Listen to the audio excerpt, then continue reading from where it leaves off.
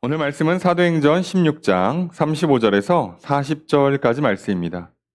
우리는 주일 낮 예배 시간을 통하여서 사도행전 말씀을 살펴보고 있습니다.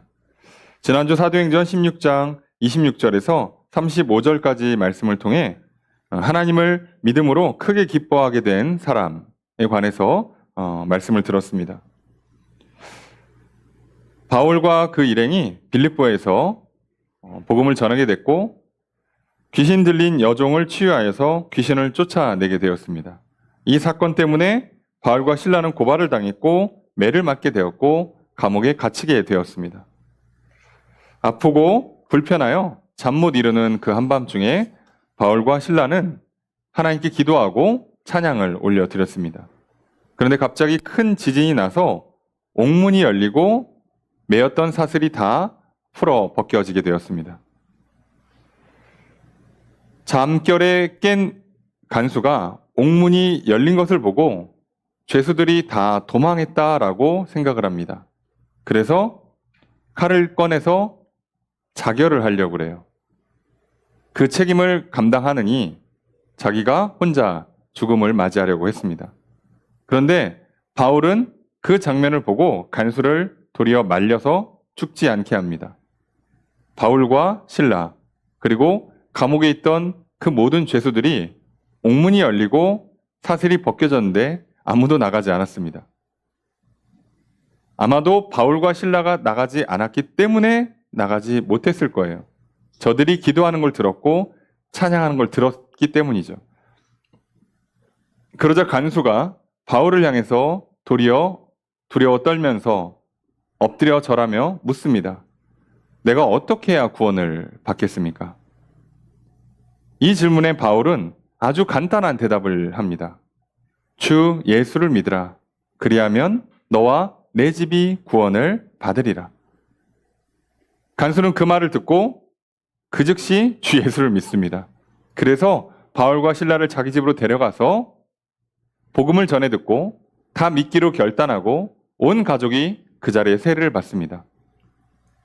바울과 실라를 씻겨주고 음식을 대접하고 함께 식사하며 교제합니다. 그런데 놀라운 건 성경은 그렇게 했더니 간수와 그 온 집안 사람들이 하나님을 믿음으로 말미암아 크게 기뻐하게 되었다라고 써 있습니다. 로마 군인으로 활동하다가 은퇴하고 간수로 사는 사람의 삶은 생각보다 나름 경제적으로나 사회 지위적으로 여유 있고 말 그대로 유복한 중상층의 삶을 살았을 거예요. 그럼에도 불구하고 그들은 그 삶의 평안과 그 삶의 여유가 있음에도 불구하고 참된 기쁨을 누리지 못했습니다. 그들이 누리는 기쁨은 지진 한 번에 무너지는 기쁨. 그들이 누렸던 그 평안은 그들이 누렸던 삶의 안정이라는 건 지진이 한번 나서 흔들리거나 옥문이 열린다거나 어떤 사건이 하나 터지면 그냥 그 자리에서 무너지는 그런 기쁨, 그런 안정, 그런 평안이었어요. 그래서 남들이 볼 땐, 다른 사람들이 볼 때에는 나름 열심히 살고 나름 안정적이고 성공적인 인생을 살았던 것처럼 보이는 간수도 늘 마음 한구석에 내가 어떻게 해야 구원을 받을까? 라는 질문을 할 수밖에 없었던 겁니다. 그리고 지진 한 번에 옥문이 열리고 자기의 인생은 여기가 끝이라고 생각하는 그 절망의 순간에 옥문이 열리고도 나가지 않을 수 있는 그 여유, 그 평안, 매를 맞고도 전혀 슬퍼하지 않고 그저 기도하고 그저 찬양을 부를 수 있는 그 기쁨을 누리고 있는 바울과 실라 앞에 엎드려 묻습니다. 도대체 어떻게 해야 구원을 받습니까? 그 얘기는 당신들은 진짜 구원을 받은 것 같습니다. 당신들은 진짜 기쁘게 사는 것 같습니다. 당신들은 진짜 평안한 것 같습니다. 정작 당신들은 지금 억울하게 재판을 제대로 받지도 못하고 매도 맞고 갇히고 먹지도 못하고 잠도 제대로 못 자고 있는데 근데 어떻게 당신들이 더 기쁘고 평안해 보이고 구원을 누린 것 같고 나는 잘 먹고 잘 자고 있는데 정작 기쁨이 없고 평안이 없습니다. 어떻게 해야 구원을 받습니까? 바울은 한마디로 끝내요. 주 예수를 믿어라. 그리하면 하나님께로부터 구원을 받게 될 것이다. 그러면 하나님께로부터 기쁨을, 평강을 누리게 될 것이다. 이 간단한 진리, 이 단순한 진리가 사실 믿느냐 안 믿느냐의 하나로 어마어마한 차이를 만들어내는 거예요. 우리의 구원은, 우리의 기쁨과 평안은 사실 엄청 복잡하고 어려운 인생의 과정을 겪어야 되는 게 아닙니다. 예수를 믿고 예수와 함께 하나님 앞으로 나아가는 것으로 모든 문제가 풀려요. 놀라운 건 사람들이 그걸 안 한다는 거죠. 그리고 그 외에 다른 길을 찾는데 엄청 복잡하고 어렵고 정신없고 그때그때 달라지는 거를 아무리 애를 써봐야 되지가 않죠. 그럴수록 더 불안하죠. 우리는 지난주 말씀을 통해서 어쩌면 내가 또 내 주변에 있는 많은 사람들이 간수와 같은 삶을 살고 있다는 걸 깨닫게 되었습니다. 다들 겉으로 볼 때는요, 안정적이고 평안한 삶을 살아요. 맛있는 거 먹고 재밌는 거 보고 놀러 다니고 더울 땐 에어컨 바람 쐬고요. 추울 때는 뭐 히터 틀고요. 그러면서 웃고 사니까 기쁜 것 같아 보여요. 행복해 보입니다. 죽음 앞에 두려워하지 않을 만큼 자신 있고 인생을 뭔가 성공적으로 사니까 뭔가 자존감이 높고 자신감이 있는 삶처럼 보여요. 그런데 조금만 흔들면, 계획에서 조금만 벗어나면 그 자리에서 두려워 떠는 인생으로 전락해버려요. 간수처럼 누군가를 가르치기도 하고요. 누군가한테 큰 소리치기도 하고요. 누군가를 오히려 압제할 수 있는, 괴롭힐 수 있는 높은 권력을 갖고 있음에도 불구하고 정작 내가 두려워 떨고 살고 있죠. 그래서 그런 일이 발생하지 않기 위해서 더 잠 못 이루면서 남들보다 더 열심히 뛰고 더 철저하게 계획을 세우고 최선을 다해 노력을 하면서 인생은 이런 거야. 이렇게 살아야 인생을 성공할 수 있어. 라고 되려 큰 소리를 칩니다. 그래봐야 저들은 믿음 없어 불안한 인생이고요. 그리고 그 불안을 억지로 잠재우면서 일종의 정신승리하고 있는 거예요.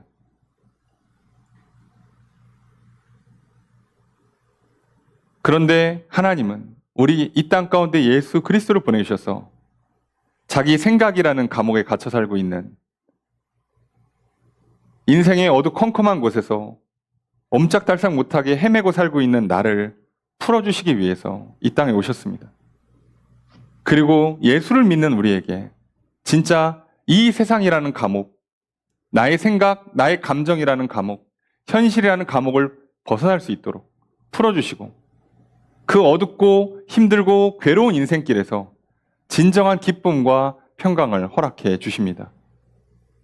그러니 오늘 우리가 지난 한 주를 뒤돌아보면서 내가 예수 그리스도를 믿고 하나님 앞에 나아감으로 말미암아 정말 구원받고 기쁨과 평강을 제대로 누렸는지를 한번 살펴보십시오. 누리며 살았다면 그 은혜를 주신 하나님께 이 시간 감사하면서 예배를 드리길 소망합니다. 혹시라도 뭔가 여전히 내 생각에 갇혀서 뭔가 불편하고 불안하고 나만 혼자인 것 같이 외롭고 괴롭고 인생에 이리 치이고 저리 치여서 아프고 상처받고 답답하고 그런 문제를 겪기 싫어가지고 철저하게 계획을 세우고 열심히 쉬지도 못한 채 두 발로 뛰어가는 그 인생을 살고 있다면 이 시간 다시 우리에게 진정 구원을, 진정한 자유를, 진정한 기쁨과 평강을 주시는 예수 그리스도를 믿기를 주의 이름으로 축복합니다. 예수 그리스도를 믿고 그분의 그 십자가 대속을 의지해서 하나님 앞에 나아가십시오. 하나님이 얼마든지 나를 품에 안아주실 것이요 나의 죄를 얼마든지 용서하실 것이요 나에게 성령을 선물로 주셔서 진정한 기쁨을, 평강을 허락해 주실 것입니다. 그 은혜를 받아 누리시는 저 여러분 되시기를 주의 이름으로 축복합니다. 저는 오늘 평안히 가라라는 제목으로 말씀을 전하려고 합니다. 오늘 말씀을 통해서 예수를 믿고 성령을 받은 사람이 누리는 진정한 평안, 평안에 관해서 말씀드리려고 합니다. 오늘 말씀을 통해서 평안이란 단어, 세상에서도 평화를 말하고요. 그리고 인사할 때마다 안녕하셨어요, 샬롬, 잘 지내시죠? 라면서 다 평화를 물어요. 평안을 묻습니다. 우리 그러면 다 뭐라고 대답합니까? 잘 지내고 있어요. 라고 하면서 다들 평안한 것 같아요. 우리는 그렇게 평안을 누리고 있는 것처럼 보이지만 하나님이 주시지 않은 평안은 가짜입니다. 그래서 조금만 문제가 생기면 두려워 떨게 돼요. 그럼 오늘 우리는요, 바울이 누렸던 진짜 평안이 무엇일까? 우리가 지난주에 기쁨을 살펴봤다면 오늘은 평안을 살펴보려고 그래요. 이게 감옥에 갇힌 사람을 통해서 기쁨을 보고 평안을 본다는 게 참 인생의 아이러니죠. 그런데 오늘 이 장면에서 진짜 기쁨을 누리고 평강을 누리며 살았던 사람은 바울과 실라잖아요. 어쩌면 세상 사람들이 볼 때에는 우리는 뭔가에 갇혀 사는 것 같고 억울한 일을 당하는 것 같고 괴로운 일을 당하는 것 같아 보여도요, 믿음을 갖고 있는 영혼들은요, 진정한 기쁨과 평강을 누리며 살아요. 그 사람들이 어떤 삶을 사는가? 평화를 향해서 쫓아가는 인생, 평화를 막 찾아서 헤매는 인생이 아니라 바울과 실라처럼 이미 평안을 누리면서 자기 갈 길을 제대로 걸어가는, 자기 할 일을 제대로 해내는 사람들의 삶은 완전히 다릅니다. 오늘 우리는 그래서 이 대조적인 두 장면을 보려고 그래요. 지난주 간수와 바울이 정말 감옥에서 기뻐하던 사람과 감옥을 다스리면서 진짜 기뻐하지 못했던 사람의 차이라면, 이제 간수는 예수를 믿고 이제 이쪽으로 왔어요. 자, 그래서 바울과 신라와 또 간수 등등등의 사람들, 그리고 이제 이미 예수를 믿었던 루디아나 이 빌립보에 있는 사람들은 진짜 평안을 누리고 있을 것이고, 그렇지 못한 사람들, 여기서는 이제 그 관원이라고 표현을 하죠. 상관, 또 부하라고 되어 있는 이 감옥을 관리하는 관원들, 군인들은 정작 이 당시에 로마, 소위 팍스로마라고 부르는 로마에 살고 있기 때문에, 로마가 대제국을 이루기 때문에 로마에서 군인이거나 정치인이라면 당연히 평화로운 삶을 살아요. 그래서 본인들은 평화롭다고 생각을 해요. 전쟁마다 이기고 먹고 살만하고 남들보다 높은 지위를 갖고 있기 때문에 정작 평안하다고 생각하는 이 사람들이 가짜 평화임을 오늘 본문은 정확히 드러내줍니다. 정작 감옥에 있던 사람이 어떻게 제대로 평화를 누리고 어떻게 사는지, 가짜 평화를 누린 사람들이 이 평화를 얻기 위해서 얼마나 애를 쓰고 헤매고 노력하는지를 우리는 말씀을 통해 좀 보려고 해요. 오늘 말씀을 통해서 오늘 헤매는 인생, 마음의 평안을 얻기 위해서 이것저것 찾아 헤매는 인생이 아니라 그저 감옥 같은 곳, 옴짝달싹 못하는 그 어두컴컴한 그곳에서조차도 하나님을 믿음으로 말미암아 평안을 누리며 살아가시는 저 여러분들의 시기를 주님 축복합니다. 그래서 뭔가 대단한 변화가 아니라 그저 하나님이 내 영혼을 새롭게 하심으로 내 안에 하나님 주시는 참된 평화가 차고 넘치는 이 시간 되기를 다시 한번 주의 이름으로 축복합니다. 말씀을 좀 살펴보겠습니다. 35절 말씀 함께 읽습니다. 시작.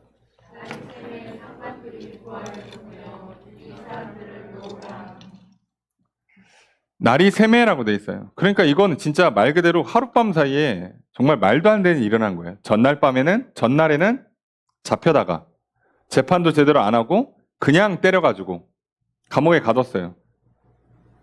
그날 밤 한밤중에 한 12시쯤 바울과 실라는 잠 못 드니 잠에서 깬 김에 기도하고 찬양 부르고, 그 조용한 감옥에 저렇게 기도하고 찬양 부르니 사람들이 다 듣고 있고, 그런데 마치 그 기도의 찬양의 응답인 것처럼 지진이 나고 문이 열리고 옥문이 열리고 사슬이 풀려요.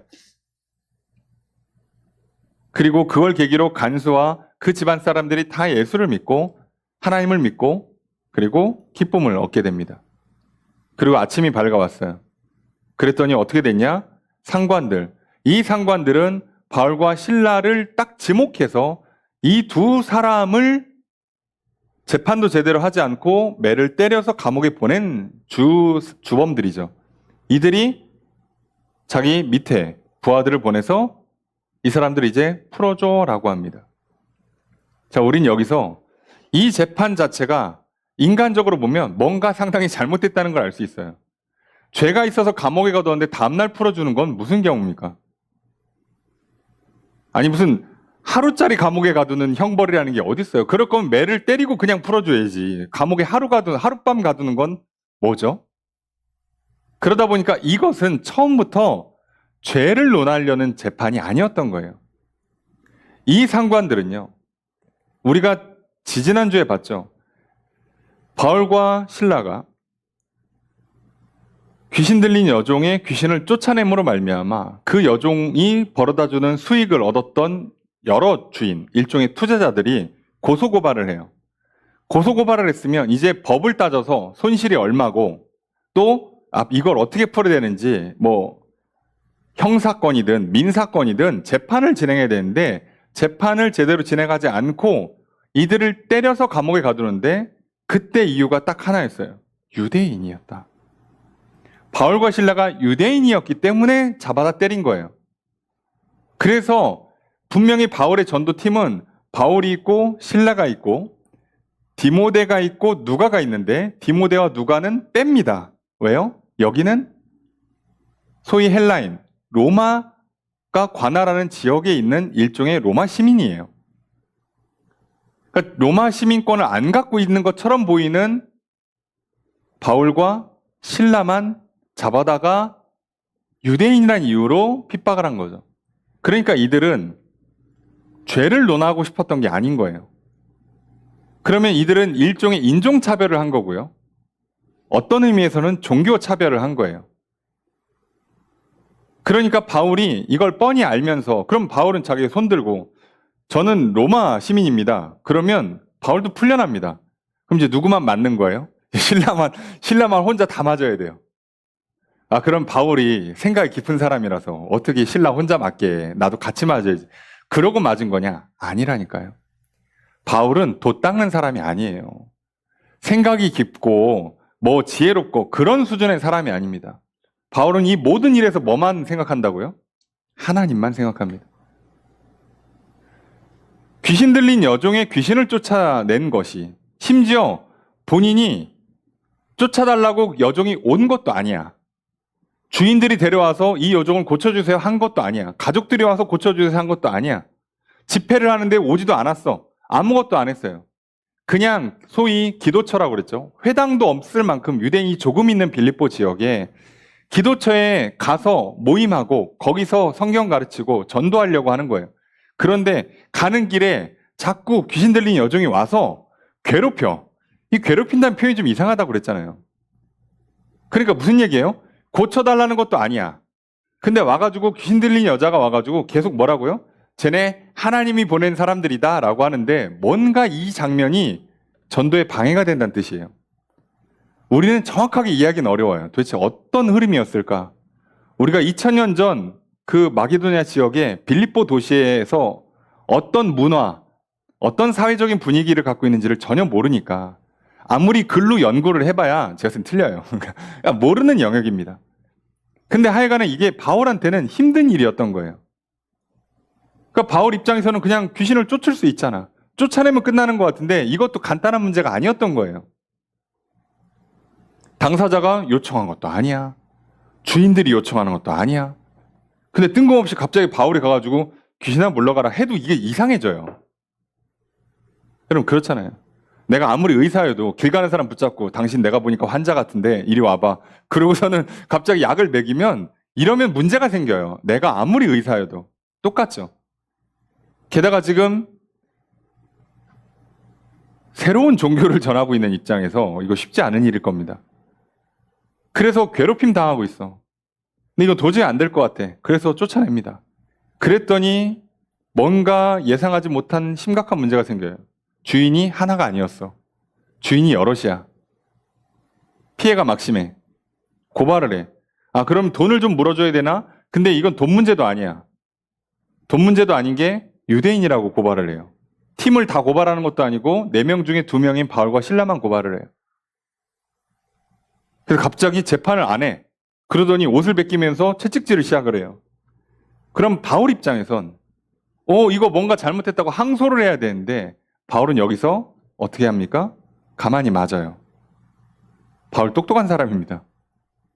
말 그대로 유대 사회에선 정말 초엘리트인 사람이에요. 이걸 가만히 맞을 정도로 멍청한 사람이 아니라고요. 근데 왜요?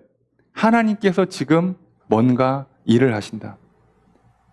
나를 굳이 마게도냐 지역으로 보내서 굳이 빌립보 성에 와서 이런 일을 겪게 하시는 건 하나님이 뭔가 일을 하시는 것이다. 그런데 지금 나는 그 일에 대해서 하나님 미리 알려준 바도 없고 그 일이 무엇인지 정확하게 알지도 못하고 그럼 어떻게 해야 돼요? 믿고 맡기고 따라가는 겁니다. 나를 여기서 매질해서 죽일 게 아니라는 걸 믿기 때문에 여기서 매 맞으면 엄청 아프겠지만 죽지는 않아요. 이게 참 냉정한 현실이죠. 바울은 믿습니다. 하나님이 여기서 나 매질해서 죽일 거 아니다. 엄청 아프고 엄청 억울하고 막 몸이 막 맞기 싫어가지고 막 몸부림치고 난리를 치겠지만 하나님께서 일하신다. 나를 이곳에 보내신 뜻이 이 길의 끝에 분명히 드러날 것이다. 믿고 있어요. 그 믿음 때문에 어떤 의미에서는 바울은요, 기쁘게 편안히 매를 맞아요. 반대로 얘기하면 매를 맞는 고통, 매를 맞는 그 아픔과 슬픔보다 하나님을 믿기 때문에 하나님께 주시는 그 기쁨과 평강이 조금 더 크다는 얘기예요. 그 버텨내는 겁니다. 이게 만약에 너무 힘들게 버텼잖아요. 그러면 그날 밤 감옥에서요, 찬양 못 부릅니다. 사람인데, 아무리 천하의 바울도 사람인데 내가 이 고통이 너무 힘들잖아요. 못해요, 그거. 여러분, 우리도요, 신앙생활 하다 보면요, 너무 힘들 때가 있어요. 버티긴 버텼어. 죄의 유혹을 이겨내고 막 뭔가 하나님께서 하지 말라는 것들을 참고 버텨내잖아요. 밤에 집에 가서 잠자리에 누우면요, 진짜 한숨 나오고 욕이 나와요. 원망이 나옵니다. 하나님 나한테 왜 이러시나. 그러면서 무슨 생각이 들어요? 이거 언제까지 해야 되나? 이거 앞으로 뭐가 어떻게 되려고 그러나? 우리 믿음이 약해지면요, 평안을 누릴 수가 없어요. 근데 바울은요, 여기서 끝까지 하나님을 붙들었던 겁니다. 하나님 나를 사랑하신다. 그 이 잘못된 길을 가서 유대의 정치인이 되려고 그리스도인들을 잡아다 죽이기까지 했던 나를 용서하시고 나를 구원하시고 나를 이방인의 사도로 삼으신 하나님이 나를 여기서 이렇게 죽게 하실 분이 아니고 그런 나를 준비하고 훈련시키는데 거의 15년, 16년을 썼어요. 이제 전도한 거 한 번밖에 못했어. 전도행 1년, 2년밖에 안 걸렸습니다. 이제 두 번째 하고 있는 거예요. 아니, 예수 믿고 이방인의 사도로 준비하는데 15년, 16년 이 정도 이상 시간이 걸려서 안디옥에서 1년 사역하고 1차 전도여행 2년 정도 하고 예루살렘 찍고 와가지고 이제 2차 전도여행 갔어요. 이거 얼마나 했겠어. 이제 사역한 지 한 5년도 안 돼요. 나를 여기서 죽이려고 할 게 아니라는 걸 확실히 믿는 겁니다. 뭔가 있다. 분명히 눈앞에 펼쳐있는 장면은 너무 괴로워요. 사람인지라 사람 몸이 이걸 어떻게 채찍을 기쁨으로 받습니까? 그걸 기쁨으로 받으면 변태죠. 기쁨으로 받으면 안 돼요. 아프게 받는 게 맞아요. 아파요. 여러분, 하나님께서 우리 인생에 시련을 주잖아요. 다 아파요. 여러분, 이게 목사라고 안 아픕니까? 장로님은 안 아픕니까? 그런 게 어디 있어요. 아니, 목회자든 장로, 권사, 집사든 세신자든 하나님께서 인생을 이끌어 가시는데 고통이 오면요, 다 아파요. 다. 안 아픈 사람이 어디 있어요? 솔직히 한번 생각해 보세요. 어린애만 먹기 싫은 거 먹고 선생님한테 혼나고 그러면 아픕니까? 그리고 어른들은 이미 다 겪고 오랫동안 훈련됐으니 괜찮아요? 아니요. 나이 들어도요, 싫은 소리 들으면 기분 나쁘고요. 회사에서 욕먹으면 때려치고 싶고요. 다 똑같은 거예요, 사람은. 죽는 그날까지 이건 계속 힘들 거예요. 오늘 우리가 기쁨을 누리고 평강을 누리는 건 절대 상황을 바꿔서 오는 게 아닙니다. 바울은 단 한 번 상황을 바꾸려고 하질 않아요. 하나님과 나의 관계만 생각합니다. 끝까지 믿자. 이 길을 열어주려고 예수님은 기꺼이 십자가를 졌잖아요. 예수님이 어떻게 십자가를 질 수 있겠어요? 하나님 믿기 때문에. 그러니까 이 죽음이 가장 완벽한 구원의 길이다. 그러니 이 고통을 기꺼이 감내한다.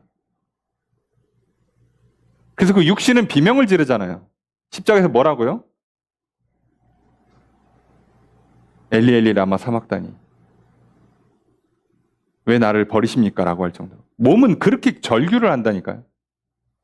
그 정도의 고통을 예수님 감내하셨어요. 근데 그리고 나서 어떻게 돼요? 부활하시죠? 승리하시죠? 영광의 보좌에 앉으시죠? 진정한 기쁨과 평강이 뭔지를 허락하시죠. 여러분, 그러니까 우리 몸에 주는 신호에 너무 민감하게 반응하시면 안 돼요.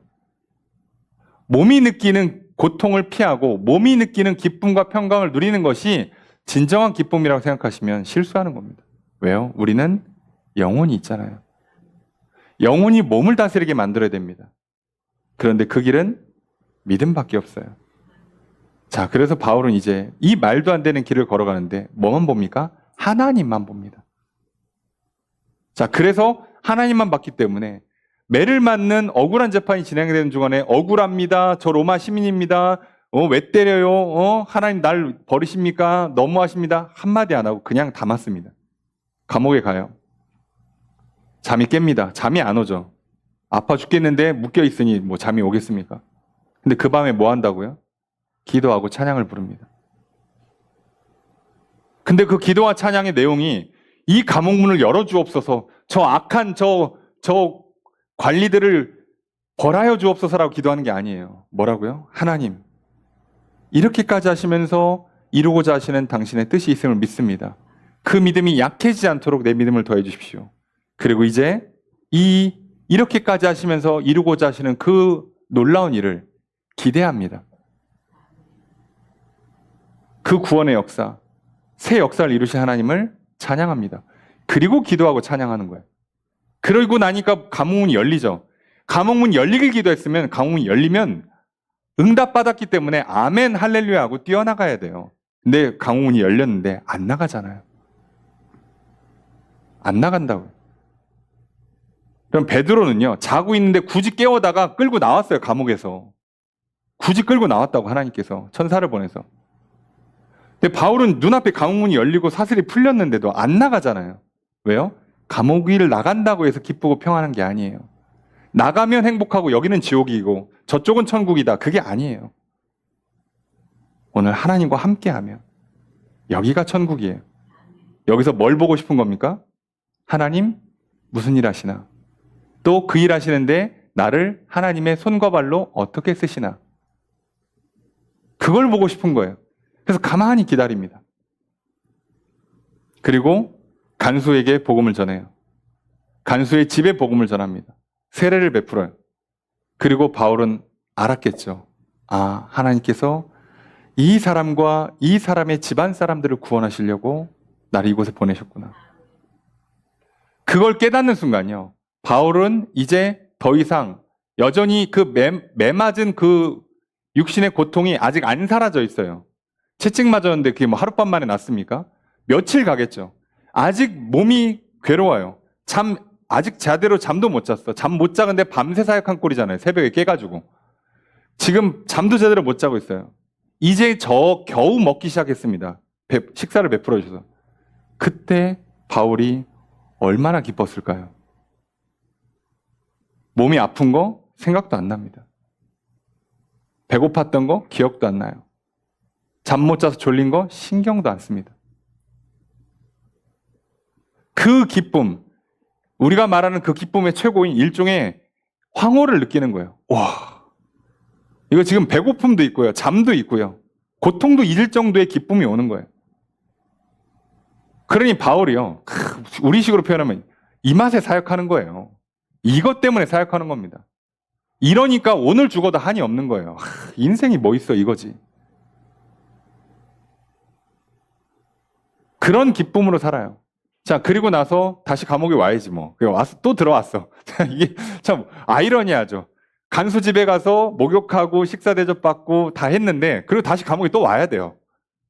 풀어달라고도 안 해요. 또 와 있어요. 근데 오늘 35절에 다음날 아침에 상관들이 풀어줘요. 그러니까 이 상관들은 처음부터 재판을 하거나 뭐 형사, 민사, 고소, 고발을 한 게 아니에요. 그냥 인종차별한 거고요. 화풀이한 거고요. 자기들의 권력을 드러낸 것뿐이에요. 이게 어떤 정치적인 모양이고 어떤 사회 분위기인지는 몰라요. 지금도 우리도 그렇잖아요. 경우에 따라서는 우리도요, 이게 주로 공격하는 나라가 달라요. 그때그때 달라. 어느 때는 북한이 싫었다가, 어느 때는 중국이 싫었다가, 어느 때는 일본이 싫었다가. 그때그때 달라요. 어느 때는 미국이 싫었다가. 다 다른 거예요. 그래서 이게 여러 가지 복잡하게 인간사가 돌아가잖아요. 그래서 어떤 이유인지는 모르지만 바울 입장에서는 다시 감옥에서 기다리고 있어요. 이제 그 다음 하나님 이름 무엇일까? 이렇게 기다리고 있는데 이것도 웃기잖아요. 예, 감옥에서 기다리고 있어요. 참 대단하지 않습니까? 얼마나 마음이 편해. 여러분 같으면 감옥에 있다가 어쨌든 간수집으로 나왔어요. 다시 들어가고 싶겠습니까? 이거 할 수 있겠어요? 못한다니까요, 여러분. 마음이 편안하지 않으면 이거 못해요. 여러분, 우리가 마음이 편안하지 않으니까 월요일이 싫은 거 아니에요? 학교 가기 싫고 회사 가기 싫은 거 아니냐고. 마음이 편안하지 않으니까요. 가서 공부해서 성적 오르면 좋지. 가서 일 열심히 해서 돈 벌면 좋죠. 가서 운동 열심히 해서 건강해지고 살 빠지면 좋잖아요. 마음이 편안하지가 않다니까요. 이 평강과 기쁨이 같이 오는데 평안이 없다고. 이 평강을요, 웨슬리 목사님 뭐라고 설명을 했냐면 기분 좋은 고요라고 표현을 합니다. 세상은요, 조용하면 더 불안해요. 심심해하고 외로워합니다. 적막이라는 표현을 쓰죠. 그런데요, 하나님 주시는 건 아무 일도 없는데 기분이 좋아요. 이걸 우리가 하나님 주시는 평강이라고 얘기해요. 그걸 주시는 거예요, 그걸. 그러니까 뭔 일이 있거나 없거나 상관없이 나는 그냥 늘 마음이 편안하고 기분이 좋아요. 월요일이야? 그럼 공부하러 가야지. 그럼 일하러 가야지.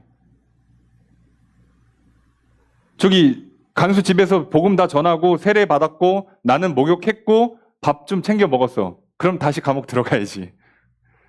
이게 쉬워 보이지만요, 쉽게 할 수 있는 일이 아니잖아요.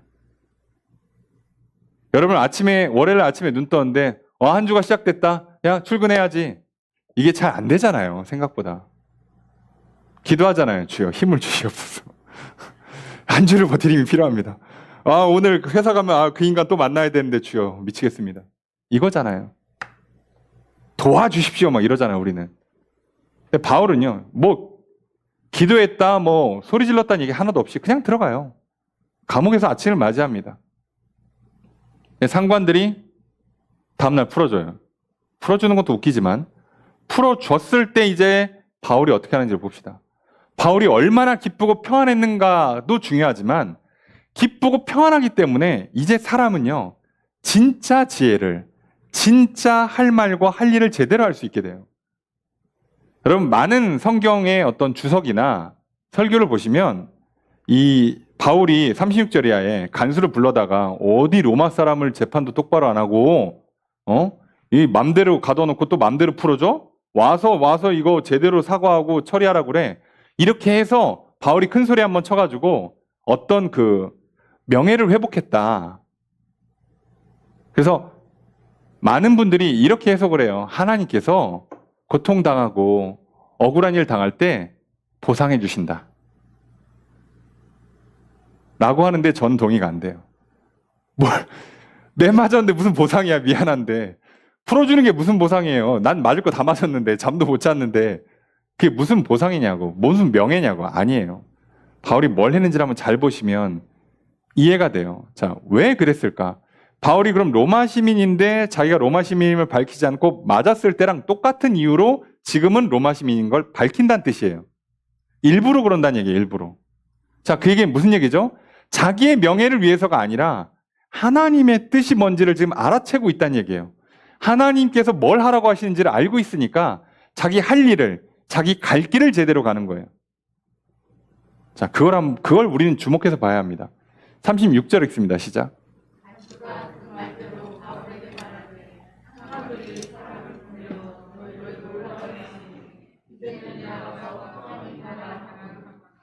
36절의 간수는 어젯밤 그 간수겠죠.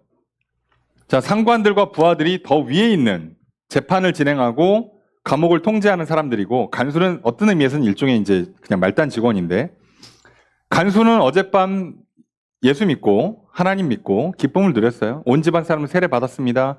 자, 근데 바울한테 이 풀어주라는 얘기를 전해 들으니까 간수가 바울한테 뭐라고 얘기하냐면 그 말대로라고 돼 있잖아요. 말을 그대로 전한 거예요. 상관들이 사람을 보내서 너를 놓아주라고 한다.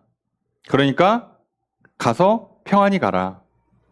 자, 여기서 가세요, 평안히 가세요가 해석이 조금 애매해요. 이 평안히 가라는 말을 상관들이 했냐, 한 거를 간수가 전해주는 거냐, 아니면 상관들은 안 했는데 간수가 덧붙인 거냐, 이게 해석이 안 돼요, 사실. 정확하게 알기 어렵습니다. 왜냐하면 상관들은 안 했는데 간수만 했다 그러면 이 평안히 가세요는 간수가 어젯밤 예수 믿고 하나님 믿고 세례받았잖아요. 그리스도인이 됐잖아요. 그리스도인의 인사법을 쓴 거다 라고 해석하는 게 돼요. 자, 그런데 저는 그렇게 보지 않습니다. 간수가 한 말이 아니라 상관들이 했을 가능성이 더 높다고 해석을 해요.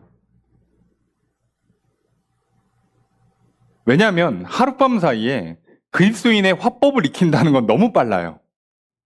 너무 빨라. 아무리 예수를 믿고 하나님 믿고 세례받았다고 해도 그리스도인들끼리 인사해요. 우리도 만약에 교회 오면 할렐루야 하는데 교회 온 지 1시간 만에 이제 교회 와서 오니까 교회 성도님들이 교회 오면 어유 권사님 할렐루야 이렇게 인사하는 거 보고 그분이 갈 때 갑자기 자기도 할렐루야 하고 간다는 건 제가 봤을 때 쉽지 않습니다.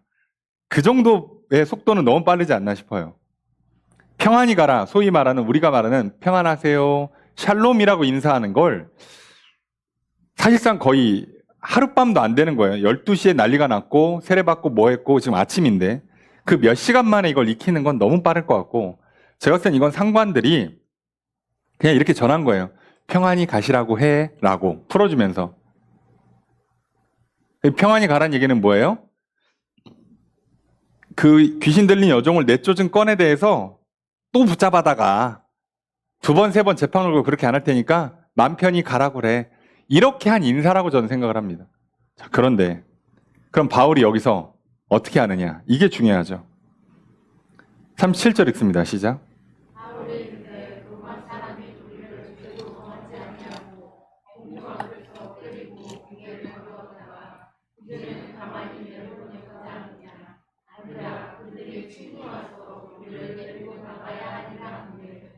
자, 바울이 뭐라 그러냐? 우리 로마 사람인데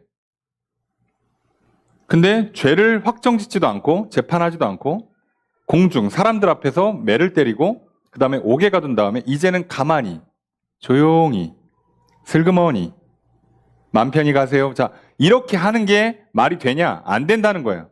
와서 니들이 날 데리고 나가. 그 얘기는 무슨 얘기예요? 공개적으로 우리를 데리고 나가라는 얘기예요. 자, 바울이 이걸 왜 요구했을까요? 자, 이걸 잘 보셔요. 자기 명예를 위했을까? 명예를 위했으면 처음부터 안 맞았다니까요. 뭘 맞고 나서 이걸 명예를 회복합니까? 그러니까 이건 명예 회복이 아니라 일부러 저 사람들을 불러다가 자기들을 감옥에서 광장으로 데리고 나가서 오해였습니다. 아이고 이 사람들 그런 사람들이 아닙니다라고 풀어주란 얘기예요. 공개적으로 어떤 일종의 사과 또는 최소한 어떤 퍼포먼스는 하라는 얘기죠. 왜 이걸 시켰을까? 그럼 한번 봅시다. 38절을 보니까 부하들이 이걸 상관들한테 보고를 해요. 그랬더니 로마 사람이었다는 얘기를 듣는 순간 이들이 듣고 두려워합니다. 자기들이 누구를 겁도 줄 수 있고 누구에게 평화도 줄 수 있는 사람들이라고 생각을 했는데 정작 예상치 못한 일이 터지면 두려워요. 이게 세상의 가짜 평화입니다. 우리가 맨날 큰 소리 치잖아요. 괜찮아. 그런데 예상하지 못한 일이 딱 터지면 갑자기 막 등에서 식은땀이 흐르고, 예. 괜찮지가 않죠. 내가 누군가를 평안히 해줄 수 있고, 내가 누군가를 불편하게도 만들 수 있는 사람이라고 생각했지만, 저 사람이 어떻게 나오냐에 따라 내가 불편해지는 거예요. 속는 겁니다, 세상은. 가짜죠. 저들이 누리는 평안, 저들이 줄 수도 있고 뺏을 수도 있는 평안, 처음부터 가짜였죠. 그럼 바울은 이 가짜 평안에 의해서 여기서 무슨 명예를 회복한다? 여기서 뭐 억울함을 좀 푼다? 뭐 화를, 답답함을, 아쉬움을 달랜다? 아니에요.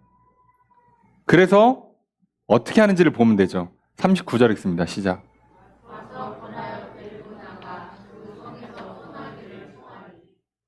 직접 옵니다. 데리고 감옥에서 나갔어요.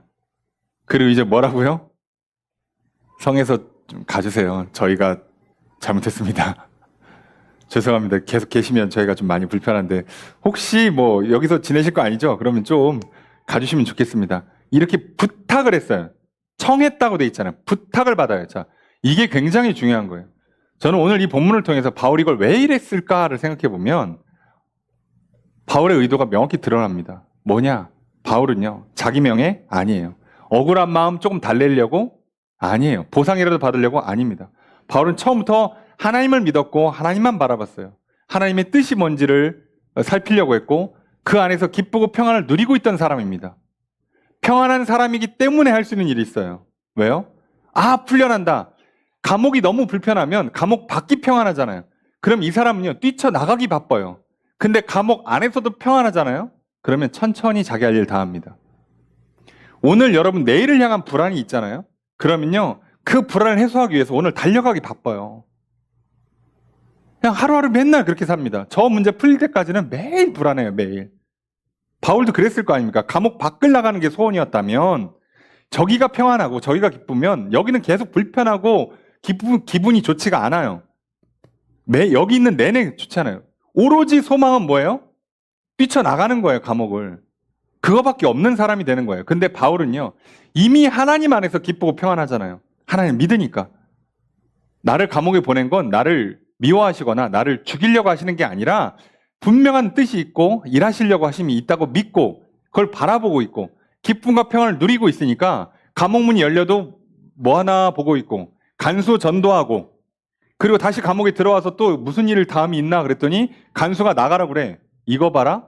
오라 그래. 자, 그럼 왜 갑자기 여기서 오라 그랬을까? 알았던 거예요. 왜요? 지금 이 빌립보에 뭐가 있다고요? 인종차별이, 종교차별이 있어요. 근데 바울이 전한 복음을 듣고 지금 루디아와 그 직원들, 지금 여기 간수와 그 집안 사람들이 다 모여요. 그러면 이렇게만 모여도 그냥 어지간한 교회 하나 세워지잖아요. 문제는 이 교회가 누구 때문에 세워졌어요? 바울 때문에. 근데 바울은 지금 공식적으로 뭐라가 된 거예요? 유대인이고 잘못된 풍습을 전했다라는 이유로 매를 맞고 감옥 갔다 온 사람이에요. 근데 이 사람이 조용히 사라져. 도시에서. 그러면 이 세워진 빌립보 교회는 뭐가 되겠어요, 이제? 뭐만 하면 이제 그 상관들, 이 집행관들이요. 뭐만 하면 교회 붙잡고 시비 걸고 교인들 괴롭힐 거 아니냐고. 바울이 이걸 어떻게 막을까요? 그러니까 앉으면 그게 보여요. 평안하니까 보이는 거예요. 하나님께서 이것 때문에 간수도 구원해야 되지만 빌립보 교회가 장차 평안히 서려면 이 과정을 통해서 저 위에 있는 관리들이 나를 함부로 나에게 뭔가 미안하고 빚을 지게 만들어서 나를 통해 복음이 전파된 그 복음, 나를 통해 세워지게 된 그 교회를 함부로 못하게 장치를 하나 걸어둬야 돼요. 그래서 뭐라고요? 오라 그래. 그래서 성광장에 나오고 부탁받고 떠납니다. 제발 좀 떠나주세요. 그럼 바울이 말은 안 했지만 뭐라고요? 저기 자꾸 내가 전한 그리스도를 이상한 풍습이라고 자꾸 또 뭐라고 그러시고 또 그거 믿고 이렇게 교회로 모이는 저 사람들 자꾸 괴롭히시면 저 황제한테 편지 한 장 쓰겠습니다. 이 한마디만 던지고 나오잖아요. 이 빌립보는 이제 교회 못 건드립니다. 저는 바울이 그것 때문에 했다고 생각하는 거예요. 바울은 지금 자기 명예를 회복하고 하나님은 바울의 명예를 회복해 주시는 것, 그런 수준의 일들이 아니에요. 하나님의 나라는. 진짜 기쁘고 평안하잖아요. 그러면요, 감옥 안에 있음에도 불구하고요, 세상 돌아가는 게 보여요. 지혜가 생긴다고요. 할 일이 뭔지, 갈 길이 뭔지를 알아요. 여러분, 사람이 조급한 마음이 들잖아요. 그러면요, 아무것도 안 보입니다. 조급한 마음이 들잖아요. 휴가 가서, 여행 가서도요, 그거 생각밖에 없어요. 맛있는 걸 먹어도 잠을 자도 그 생각밖에 없어. 왜? 그게 와야 기쁘고 평안하다고 생각을 하니까. 지금 나는 불편하고 불행하니까. 그래서 오늘 할 일을, 오늘 갈 길을 못해요. 오늘 누려야 될 걸 못 누린다고요. 여러분, 그날이 와서 내가 바라던 꿈꾸는 그날이 와서 기쁨과 평강이 올 수도 있겠죠. 그러면 그날 오기 전까지 오늘 지옥 생활 해야 되겠습니까? 아니에요. 오늘도 천국 생활 하셔야죠. 하나님은 오늘도 천국이고 내일도 천국으로 만드시는 거예요. 단지 몸이 오늘은 감옥에 있고 내일은 풀려나는 것 뿐이지. 바울을 그렇게 쓰시는 겁니다. 놀라운 건요, 이 과정에요, 바울이 그걸 그대로 합니다.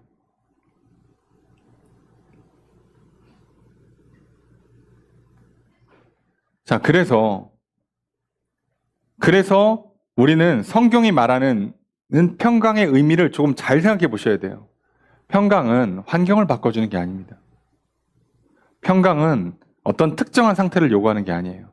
예수를 믿어 하나님 앞에 나간 사람들에게 하나님께서 용서하시고 용납하시고 그리고 성령을 선물로 보내주시면서 그 성령을 통해서 우리 안에 성령의 열매로서 화평을, 평화를 주시잖아요. 그 평안, 그 기쁨을 누리게 하시는 이유가 뭘까? 오늘 여러분들이 잘 암송하는 구절 중에 하나가 이렇게 써 있습니다. 빌립보서 4장 6절에 7절 말씀. 아무것도 염려하지 말고 다만 모든 일에 기도와 간구로 너희 구할 것을 감사함으로 하나님께 아뢰라. 그리하면 모든 지각에 뛰어난 하나님의 평강이 그리스도 예수 안에서 너희 마음과 생각을 지키시리라. 여러분, 그동안 이 구절이 무슨 뜻인지 잘 이해가 되셨습니까? 뭔가 염려가 생길 때, 지금 심지어 이거 여기 빌립보라니까요. 이 빌립보에 나중에 바울이 편지를 보내요. 근데 그 빌립보서 4장에 뭐라고요? 염려하지 말고 기도하고 간구하고 감사해라, 하나님께. 그러면 모든 걸 다 알고 있는, 지각에 뛰어난, 다 알고 계셔. 그분이 평강을 줄 거라고. 근데 그 평강을 받으면, 너희가 그 그리스도 안에서 그 평강을 받으면 너희의 마음과 생각을 지켜주겠다는 거예요. 이게 하나님 나라의 방식이에요. 평강이 들어와야 우리가 생각을 똑바로 할 수 있고요. 마음, 의지와 정서가 똑바로 발현된다고요. 여러분, 마음이 불편하면요, 머리가 좋은 사람도 실수를 해요. 감정이 요동친다고요. 마음이 불편하면. 그래서 오늘 제대로 갈 길을 못해요. 선택을 갑자기 이상한 선택을 하고요. 갑자기 말을 잘못하게 되고요. 일을 이상하게 처리해요. 그래서 오늘 할 일을, 오늘 할 말을, 오늘 갈 길을 못 걸어가요. 그래서 이걸 끝낸 다음에 바울이 어떻게 하는가를 보면 정확하죠? 40절 읽습니다. 시작.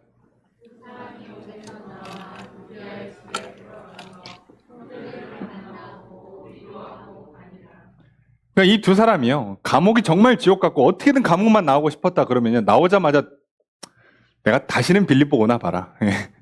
빌립보는 쳐다도 안 본다. 그러고 도망가야죠. 근데 그렇게 안 합니다. 어떻게 해요? 할 일 다 하고요. 빌립보 교회를 위해서 이런 정치적인 문제들 다 풀어놓고요. 그리고 어디 가요? 교회 갑니다. 교회 가서 이미 루디아 집이 교회가 된다고 그랬잖아요. 루디아와 그 직원들, 간수와 그 집안 사람들을 중심으로 교회가 세워질 거예요. 여기 들어가서 믿음의 형제들, 성도들을 만나서 뭐 하냐? 만나본 다음에 위로하고 갑니다. 근데 오늘 우리가 있는 개역 개정은 위로라고 번역하고요. 그리고 새 번역이나 현대에는 격려하고 가니라 이렇게 돼 있어요. 같은 뜻이에요. 사실상 위로와 격려는 같은 뜻이에요. 그러니까 지금 바울이 뭐 한다고요? 바울이 지금 내가 감옥에서 나오는 이 여정 가운데 왜 하나님께서 나를 감옥에 가두는 이 일을 통해서 하시는가를 이해하기 시작했어요. 그러니까 뭐 합니까? 저 정치인들 하고 교회와 안전장치를 하나 만들어 놓고, 그리고 교회에 가서는 뭐라고요? 위로해주고 격려해주고. 근데 어차피 우리 이제 빌립보에서 이제 할 일을 다 한 것 같아. 루디아와 직원들, 간수와 가족들 중심으로 교회가 세워졌으니까 이제 매주 모여서 예배 드리고 전도하고 잘 지내. 그리고 무슨 일 있으면 편지 보내. 내가 응답하고 또 나중에 사람도 보내줄게 하고 자기는 떠나요. 어차피 바울이 오래 있을 거 아니잖아요. 바울은 이 장면을 보면서 아, 이제 떠날 때가 됐구나. 이거 하고 가라고 하신 거구나. 그래서 빌립보의 사역의 특이점이 뭐라고요? 귀신 들린 여종이 귀신이 쫓겨난 뒤에 이 여종이 예수를 믿었다는 얘기가 안 써 있어요. 그러니까 관심이 없어요. 성경은 놀랍게도. 우리가 봤을 때는 우와 귀신을 쫓았어? 야 사람들 이제 교회로 몰려오겠네? 아니에요. 하나님이 일하시는 거에 관심 있는 거예요. 바울도 거기에만 관심 있습니다. 근데 그랬더니 어떤 일을 한다고요? 예수를 믿고 하나님 앞에 서니까 하나님을 굳건히 믿으니까요. 항상 상황이 휘둘리지 않아요. 늘 기쁘고 평안합니다. 그러니까 뭐만 바라봐요? 어디 있어도 기쁘고 평안해요. 어디 있어도 천국이에요. 그러니까 그 자리에서 내가 할 일을 하고 할 말을 하고 그 다음에 갈 길을 제대로 걸어가요. 이러니까 바울의 사역이 성공하죠. 놀라운 건 빌립보 교회는 루디아 때문인지 몰라도 그 바울 후원을 잘해줍니다. 그래서 앞으로 바울이 2차 선교행하는 내내 후원해줘요. 3차까지 후원해줍니다. 이렇게 세우는 거예요, 교회를. 오늘 우리는요, 생각해보세요. 가짜 평안을 갖고 있으면서 자기들은 바울이 뭐라고 하면 두려워하고 있고요. 그런데 바울은 평안했기 때문에 그 평안한 가운데요, 평안을 찾기 위해서 막 발빠르게 찾아다니고 헤매는 게 아니라 평안을 누리고 있기 때문에 지금 세상이 어떻게 돌아가는지가 그대로 보이고 하나님이 여기서 뭘 하라는지가 그대로 보이고 그걸 그대로 따라갈 수 있는, 그래서 사역을 완수해서 교회를 제대로 세우고 교회의 안전장치를 만들어주고 격려하고 위로하는 사람으로 살았잖아요. 여러분 오늘 우리가 이렇게 살아야 되지 않겠습니까? 이제 나의 차례예요. 세상 사람들 다 이 세상이라는 감옥에서 살아요. 겉으로 볼 때는 평안한 척하지만 웃고 있지만 사실 다 문제 하나만 생기면 불안하고요. 뭐 조금만 흔들리면 어찌할 바를 모르고 사는 게 세상 사람들이잖아요. 정작 우리가 더 가난해, 우리가 더 아파, 우리가 더 억울한 일을 많이 당하는 것 같아 보여도, 더 힘들고 괴롭게 사는 것 같아 보여도요, 그것과 상관없이 우리는 바울처럼 기쁘고 평안할 수 있습니다. 그러니 예수를 믿고 하나님 앞에 날마다 나아가십시오. 그 어떤 죄도 용서해 주실 것이요, 나를 사랑하고 안아주실 것이요, 나를 새롭게 하실 것입니다. 하나님께서 주시는 성령을 선물로 받으시고 하나님께서 주시는 생명과 복을 풍성히 받아 누리십시오. 그러면 늘 기쁘고 평안할 것입니다. 이 기쁘고 평안함 가운데 살아가시면 오늘 내 상황이 어떻게 변하든 흔들리지 않을 것이고, 오늘 내가 할 일이 뭐고 할 말이 뭐고 내가 앞으로 갈 길이 무엇인지를 분명히 깨닫게 될 것입니다. 여러분 그렇게 살면 그 결과로 한 영혼을 구원할 것이고, 그 결과로 교회를 든든히 세워갈 것이고, 그 결과로 성도들을 위로하고 격려하는 삶이 될 것입니다. 여러분 그렇게 살아가십시오. 교회를 세우는 인생, 가정을 천국으로 세워가는 인생, 믿지 않는 자들에게 평화의 통로가 되시고 저들을 위로하고 격려해주는 인생, 그렇게 살아가실 주님 축복합니다. 그러니 오늘 우리도 바울처럼 예수 믿고 하나님 안에서 놀라운 평강을 누리시기를, 그래서 어디를 가든지 평안히 가시는 새로운 한 주, 앞으로 살아가는 모든 우리의 인생길 평안히 걸어가시는 저 여러분들이시기를 주의 이름으로 축복합니다.